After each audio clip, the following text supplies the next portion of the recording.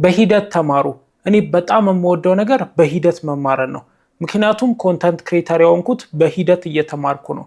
የመጀመሪያ የቲክቶክ ፖስቴን ስፖስት ራሱ ፖስት እንዴት እንደሚደረግ አላቅም፣ ዲስክሪፕሽን እንዴት እንደሚጻፍ አላቅም፣ ሃሽታጉላ እንዴት እንደሚገባ አላቅም ነበረ። አሁን ግን ከራሴ አልፌውላ ለሌሎች ቢዝነሶች በመጀመሪያ ቪዲዮ ቫይራል የሚወጡ ቪዲዮዎችን መስራት ችያለሁ ማለት ነው። ስለዚህ በሂደት መማር ምን ያህል ፓወርፉል እንደሆነ መረዳት አለባችሁ። መጀመሪያ በሂደት መማር በጣም ምርጡ መንገድ ነው። ምክንያቱም ሰው ቢያስተምራችሁ ራሱ ያስተማራችሁ ሰው በሂደት የተማረ ሰው ነው። ስለዚህ በሂደት መማር ማለት የሚያስተምራችሁ ሰው የሚያገኘውን ዕውቀት ያህል ይኖራችኋል ማለት ነው። ስለዚህ በሁኔታዎች ሁሉ እንዳትፈተኑ ሆናችሁ ነው የምትሰሩት። በሂደት የተማረ ሰው በጊዜ ሂደት የሚፈተን ሰው አይሆንም። ምክንያቱም ገና በትንሽነቱ እያንዳንዱን ችግሮች ፌስ እያደረገ በራሱ እየፈታ ስለሄደ አሁን ለሚያጋጥሙት ችግሮች ብቁ የሆነ ሰው ነው የሚሆነው። ስለዚህ ለኮንተንት ክሪኤሽን ብቻ ሳይሆንም ለሙሉ ህይወታችሁ በሂደት መማር በጣም ነው የሚጠቅማችሁ። ምክንያቱም ከክላስ እንደወጣችሁ ምንም ነገር ዓለም ላይ የሚጠብቃችሁ ነገር የለም። ራሳችሁ የምትማሩት ነገር ነው የሚጠቅማችሁ። አስተውላችሁ ከሆነ ደግሞ በሂደት የተማሩ ሰዎች መቼም የማይወድቁና በጣም ጠንካራ ሰዎች የኢንዱስትሪው ምርጡ ሰው ይሆናሉ። ስለዚህ እናንተም የኢንዱስትሪው ምርጡ ግለሰብ መሆን ከፈለጋችሁ በሂደት መማርም መጥላት የለባችሁም። እንዲሁም መውደድ ነው ያለባችሁ፣ መፈለግ ነው ያለባችሁ በሂደት መማርም ማለት ነው። ምክንያቱም በሂደት በምትማሩበት ጊዜ በጣም ምርጥ የሆነ ኤክስፒሪየንስ ነው የሚኖራችሁ። ስለዚህ በሂደት ለመማር ደግሞ መውደድ ያለባችሁ ነገር ፕሮሰሱን ነው እንጂ ዴስቲኔሽኑን መሆን የለበትም። ምክንያቱም እግረ መንገዳችሁን ነው እየተማራችሁ የምትሄዱት። ስለዚህ በእግራችሁ የምትሄዱበትን መንገድ ነው መውደድ ያለባችሁ። ምክንያቱም መጨረሻውን እያሰባችሁ ከሄዳችሁ መጨረሻውን በሌላ መንገድም ልታገኙት ትችላላችሁ። ነገር ግን በትክክለኛው መንገድ መሄዳችሁ አስፈላጊ ስለሆነ ፕሮሰሱን መውደድ አለባችሁ ማለት ነው። ምክንያቱም ኮንተንት ክሬሽን ላይ አቋራጮች በጣም ብዙ አሉ። ተሳድባችሁ ፌመስ ልትሆኑ ትችላላችሁ። ወጣ ያለ ነገር አድርጋችሁ ፌመስ ልትሆኑ ትችላላችሁ። ማለቴ ኢንፌመስ ትሆናላችሁ ማለት ነው። በመጥፎ ነገር የፈመሰ ግለሰብ ትሆናላችሁ ማለት ነው። ስለዚህ ፕሮሰሱን መውደድ አለባችሁ ማለት ነው። ፕሮሰሱን በምትወዱበት ጊዜ ደግሞ አንድ ነገር ያጠቃችኋል። እሱም ኦቨር ፐርፌክሽናሊዝም ያጠቃችኋል ማለት ነው። ኦቨር ፐርፌክሽናሊዝም ማለት በጣም ፐርፌክት ለመሆን መሞከር ማለት ነው።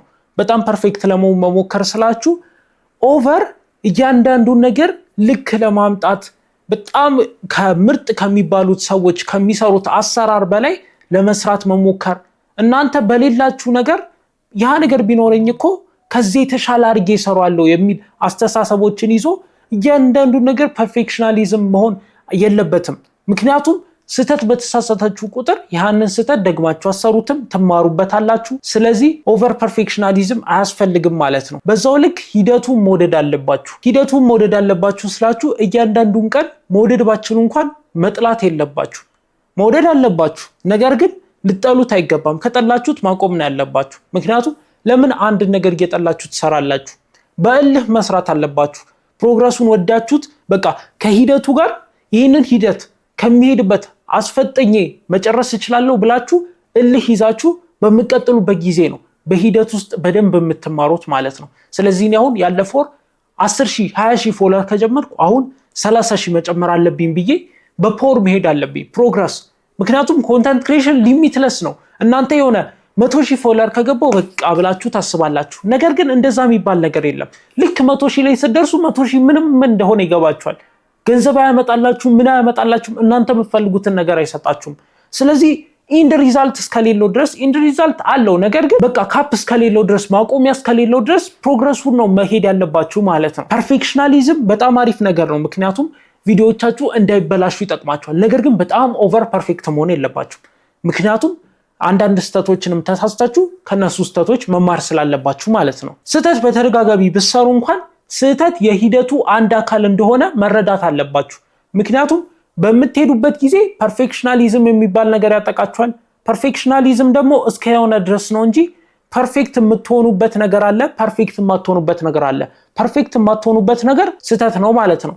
ስለዚህ ስህተቱን የሂደት አንድ አካል ብላችሁ ማሰብ አለባችሁ።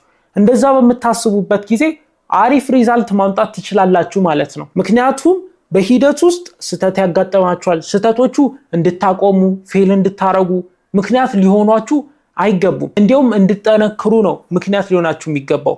ስህተት የሂደቱ አንድ አካል ነው።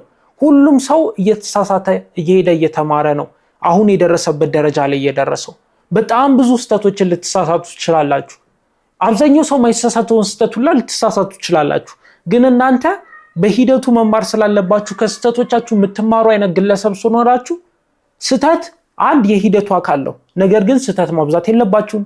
ፐርፌክሽን ያስፈልጋችኋል። ነገር ግን ሁሉንም ነገር ፐርፌክት ልሁን ማለት የለባችሁም። ከዛ ውጪ ደግሞ የተሳሳታችሁትን ነገር ወዲያውኑ እያስተካከላችሁ ለመማር መሞከር አለባችሁ። ካለበለዚያ አታድጉም። አሁን ካልኳችሁ ነገሮች በላይ ደግሞ አሁኑኑ ከጀመራችሁ የተሻለ አድቫንቴጅ ታገኛላችሁ። እቃ እስኪሟላልኝ፣ ካሜራ እስኪመጣልኝ ከውጭ አዝዤ ነበረ ወይ ዘመድ ስልክ ያመጣልኛል ብላችሁ ምናምን እንዳታስቡ። አሁን ባላችሁ ነገር ጀምሩ። ባላችሁ ነገር እስካልጀመራችሁ ድረስ እነዛ ነገሮች አይሟሉ። ልክ ስኬላችሁ ባደገ ልክ የምትፈልጉት ነገር ይጨምራል። እኔ ለምሳሌ አሁን ካሜራ አለኝ። ካሜራ ከገዛው በኋላ ራሱ ምን ፈለኩ? ሌንስ ፈለኩ። ስለዚህ የምትፈልጉት ነገር ማክሲመም አይደርስም መቼም። ሁልጊዜ እየፈለጋችሁ ነው የምትሄዱት። ባደጋችሁ ልክ የሆነ ነገር እየፈለጋችሁ ነው የምትሄዱት። አይፎን 60 ፕሮ ማክስ ቢኖራችሁ S25 አልትራ ትፈልጋላችሁ። ተመሳሳይ ስልኮች እኮ ናቸው፣ ተመሳሳይ ዋጋ ያላቸው። ነገር ግን አዲስ ነገር ትፈልጋላችሁ። ስለዚህ እሱ ነገር የተሳሳተ ነገር ነው። ምክንያቱም አሁን ባላችሁ ነገር ጀምሩ። በሱ በምትሰሩበት ጊዜ ስለ እቃ ማሰብ ታቆሙና ስለ ሰው ኢሞሽን፣ ሰው ስለሚፈልገው ነገር፣ እናንተ መስራት ስለምትፈልጉት ኮንተንት ታስባላችሁ ማለት ነው። እንደዛ በምታረጉበት ጊዜ ነው ትክክለኛ የሆነ እድገት የምታሳዩት። ካለበለዚያ ፌል እያረጋችሁ ነው በብዛት የምትሄዱት። ስለዚህ አሁን ባላችሁ ነገር ጀምሩ። ባላችሁ ስልክ ጀምሩ፣ ባላችሁ ላፕቶፕ፣ ባላችሁ ኤዲቲንግ ዲቫይስ፣ ባላችሁ ላይት፣ ባላችሁ ድምጽ መቅረጫ፣ እያንዳንዱን ነገር አሁን ባላችሁ ነገር አሟልታችሁ ጀምሩ። ከዛ በኋላ ቀጥላችሁ ምን ታረጋላችሁ? አፕግሬድ እያረጋችሁ ትሄዳላችሁ። በሂደት ውስጥ መማር የሚሰጣችሁን ደግሞ ጥቅም ልንገራችሁ። የመጀመሪያው ኮንፊደንሳችሁን ይገነባል። ምክንያቱም በጣም ከባድ ጊዜያቶች ላይ ተፈተናችሁበታል። ምክንያቱም ከዜሮ ነው የጀመራችሁት። ስለዚህ የማታውቁት ነገር ብዙ አለ፣ የሌላችሁ ነገር ብዙ አለ፣ የማትችሉት ነገር ብዙ አለ። እነሱን ነገሮች ፌስ በምታረጉበት ጊዜ በጣም ነው ኢሞሽናችሁ የሚገነባው፣ ኮንፊደንሳችሁ የሚገነባው። በሂደት ውስጥ በጣም ኮንፊደንሳችሁ ስብርብር ሊል ይችላል። እያንዳንዱ ሰው ሊተቻችሁ ይችላል። የማይሆን ነገር ራሳችሁ ሰርታችሁ ልትቻችሁላ ትችላላችሁ። ነገር ግን ቀስ በቀስ እያስተካከላችሁ ስትመጡ እንደዛ እየተሰደባችሁላ ሰርቫይቭ ማድረግ ከቻላችሁ ስድቡ ሲቀንስ ደግሞ የባሰ ግለሰብ ነው የምትሆኑት። በጣም ጠንካራ ኮንፊደንታችሁ በጣም ነው የሚጨምረው። ስለዚህ በሂደቱ ስትማሩ ኮንፊደንሳችሁ እንደሚያድግ ማወቅ አለባችሁ። ሌላኛው ጥቅም ደግሞ የራሳችሁን ስታይል ትፈጥራላችሁ ማለት ነው። እኔ ኮንተንት ክሬሽን ስጀምር ቲክቶክ ላይ ነው የጀመርኩት። ብዙዎቻችሁ ታውቃላችሁ። አካውንቱ ሲጀመር ስለ ስልክ ነበር ኮንተንት የሚለቀቅበት። ከዛ በኋላ ስለ መኪና ተለቆበታል፣ ስለ ጦር መሳሪያውላ ተለቆበታል። ስለዚህ የራሴን ስታይል እስካገኝ፣ ኮንተንት ኒሽ እስካገኝ ድረስ ዝም ብዬ ዲጋውት እያረኩ ነበር። ከ6 ወር በኋላ ግን እኔ በደንብ የማውቀውን ነገር ስሰራ ስለሆነ ቪው የሚወጣልኝ ቪው ያገኘሁባቸውን ኮንተንቶች እንዳለ ስመለከታቸው ስለ ስልክ ነበሩ። እኔም መስራት የምችለው ስለ ስልክ ስለነበረ ኒሼን እንዳቅረዳኝ ማለት ነው። ከዛ ውጪ ደግሞ የማወራበትን ስታይል በቅርብ ጊዜ ነው ያወቅኩት። ምክንያቱም ስታይል እየቀያየርኩ እቀረጽ ነበር። አንዴ ተረጋግቼ፣ አንዴ በጣም ፈጣን ሆኜ፣ አንዴ በጣም ጮክ ብዬ። እንደዛ በማድረግበት ጊዜ ቫይራል የሚወጡ ቪዲዮችን ሳያቸው ተመሳሳይ ስታይል ያላቸው። ስለዚህ የራሴን ስታይል አገኘው ማለት ነው። በዚህ ሂደት ውስጥ ኒሽ አገኘው፣ ስታይል አገኘው፣ ፐርሰናሊቲ አገኘው ማለት ነው። ሌላኛው ጥቅም ከተመልካቾቻችሁ ጋር ኮኔክት እንድትሆኑ ይጠቅማችኋል። ምክንያቱም አብራችሁ ነው እያደጋችሁ ያላችሁት። ተመልካቻችሁ ስራ ይገባል።